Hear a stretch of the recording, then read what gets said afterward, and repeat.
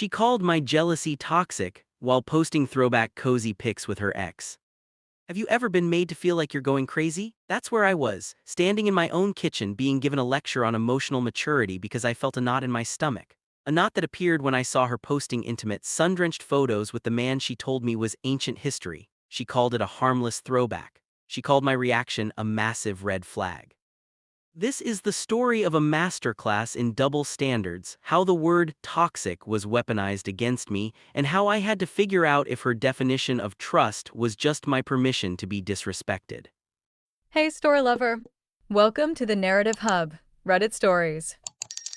Believe me, this adventure gets wild, but it's only epic with you. Seriously, you make this possible. Want more stories? Greater adventure? Smash subscribe right now. Smash like. Comment below. Let's go. The air in the kitchen was thick with the scent of coffee and condescension. Lisa Perez stood there, leaning against the counter, her arms crossed. Her expression was a carefully crafted blend of pity and disappointment. "Honestly, Jerry," she said, her voice smooth and practiced, like she'd rehearsed this speech in front of a mirror, "this insecurity is becoming a problem. It's toxic." Toxic, that word hit me like a physical blow. It was the new weapon of choice in any argument, a conversation ender. It painted me as the villain, the one with the problem, the one who needed to change. And for a moment, standing there under the sterile hum of the overhead lights, I almost believed her. My crime, I had felt a cold dread wash over me when I was scrolling through my phone just 10 minutes earlier. There it was on her feed, a carousel of photos. Not one, not two, but five. It was a highlight reel of a life I wasn't part of, her and him, Scott Lopez, her ex. In one picture, they were sharing a single scarf in the snow, noses almost touching. In another, his arm was draped possessively around her waist at a beach bonfire, the flames dancing in their eyes. The caption read, "Some memories just hit different. Sparkles." "They're just memories, Jerry," she insisted, seeing the look on my face. "It's history, you need to be secure enough to handle that." I wanted to scream. I wanted to ask why history needed a brand new social media tribute. I wanted to ask why she was memorializing her past while lecturing me about our future. Instead, I just nodded, a hollow feeling echoing in my chest. "You're right," I mumbled. "I'm sorry." The words tasted like ash. I had to get out of there. I made an excuse about needing to run an errand, grabbed my keys, and walked out into the cool evening air, my mind racing. Was I the problem? Was my gut feeling, this coiled snake of anxiety in my stomach, just a flaw in my own character? I was about to find out that my gut wasn't the problem. It was the only alarm system I had left. Driving aimlessly, I called my best friend, Brian Martin. He listened patiently as I recounted the kitchen lecture, the photos, the feeling of being completely unhinged. "Okay, let me get this straight," Brian said, his voice a welcome dose of sanity through the car speakers. "At 8 p.m. she gives you a speech about your toxic jealousy over her ex, and at 7:45 p.m. she posts a romantic photo album of that same ex." "Yeah, basically." "Dude, that's not a red flag, that's a five-alarm fire with fireworks. That's not a throwback post, it's a message." He was right, but what was the message? That was the question that started consuming me. It wasn't about the past, it felt active, alive, it felt like a move in a game I didn't even know I was playing. When I got home, the apartment was quiet. Lisa was in the bedroom, door closed. My heart was hammering against my ribs. I sat down on the couch, pulled out my phone, and for the first time in our relationship, I became a detective. I didn't go for her phone, that felt like a line I wasn't ready to cross. Instead, I focused on the evidence she had made public. I went back to the post, but this time I wasn't looking at it with the eyes of a wounded partner. I was looking for clues. And what's coming next, the rabbit hole this single post sent me down, it's so much darker than a simple case of lingering feelings for an ex. I started with the photo and the snow. They looked so happy, so cold. The caption was innocent enough, just a snowflake emoji. I zoomed in, something about her coat seemed familiar. Then it hit me. She bought that coat 2 months ago. I remembered it clearly because she complained about how expensive it was. So how could it be in a throwback picture with a man she supposedly hadn't seen in over a year?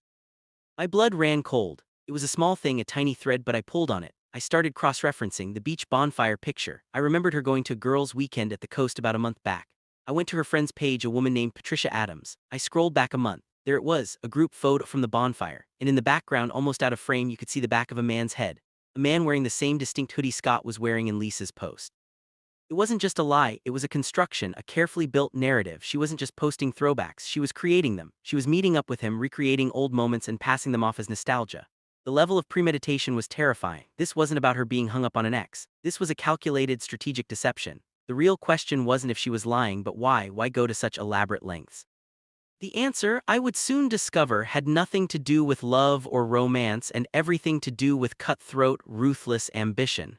What she was really after would shatter my entire reality. The next few days were a blur of quiet observation. I played the part of the apologetic, working on himself boyfriend. I was agreeable, I was trusting, I was everything she claimed she wanted, and all the while I was connecting the dots. The final piece of the puzzle came in the form of a name, the Northgate Tower project. It was the biggest architectural bid of my career. My firm was one of the 2 finalists. It was a make-or-break opportunity, and I had been living and breathing it for 6 months. I casually brought it up to Lisa over dinner. "Things are really heating up with the Northgate bid," I said, watching her face carefully. She feigned mild interest. "Oh, that's great, honey. Who's the other firm you're up against?" "Martinelli Ross," I replied, "a tough competitor." She nodded, taking a sip of wine. "Well, I'm sure you'll get it, you're the best." Later that night, my mind was racing. Martinelli Ross, why did that sound familiar? I got out of bed, went to my office, and pulled up Scott Lopez's professional networking profile. My stomach dropped. There it was, right under his name, lead project manager at Martinelli Ross. It all clicked into place in one horrifying, sickening moment. The recreated photos weren't for her and they weren't for him. They were for me. They were a psychological operation. Every post, every cozy picture was a carefully timed grenade designed to make me feel insecure, unhinged, and distracted. Every time she called me toxic, she was intentionally pushing my buttons, trying to get me off my game, to make me second-guess myself so my focus on the Northgate project would waver. She wasn't cheating on me in the traditional sense. She was committing an act of professional and emotional sabotage of the highest order. She wasn't trying to get back with her ex. She was colluding with my direct competitor to ruin my career. The confrontation wasn't loud. There was no yelling, no throwing plates. It was colder, sharper, and far more brutal. I waited until the next evening. I laid a single printed photo on the coffee table. It was the picture of them in the snow. "This coat," I said, my voice dangerously calm, "you bought it at the winter sale in August." Lisa's face went pale. She opened her mouth to speak, to spin another lie, but I cut her off. "Scott Lopez, lead project manager at Martinelli Ross," I continued, my voice like ice. "The Northgate Tower project. This wasn't about nostalgia, was it, Lisa? This was about my pitch. This was about you trying to destabilize me so your ex-boyfriend could get an edge." The mask finally fell. For a split second, I saw not the woman I loved, but a ruthless stranger, a competitor staring me down from across a boardroom table. Her expression hardened. "You have no idea what you're talking about," she hissed, but there was no conviction in her voice. The game was up. "Don't I said, a bitter laugh escaping my lips. "You called me toxic. You tried to make me believe I was going crazy, that my instincts were a character flaw. You weaponized my trust against me, all for a building contract." I looked at her, truly looked at her, and the person I thought I knew was gone. In her place was a hollow shell filled with a chilling ambition I could never have fathomed.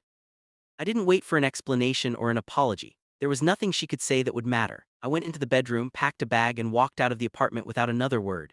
As I closed the door behind me, I realized the knot in my stomach was finally gone. It wasn't jealousy. It wasn't insecurity. It was my intuition screaming at me from the very beginning. She was right about one thing: there was something toxic in that relationship, but it was never, ever me. My so-called jealousy wasn't the poison, it was the antidote. It was the one thing that allowed me to see the truth before her game cost me everything.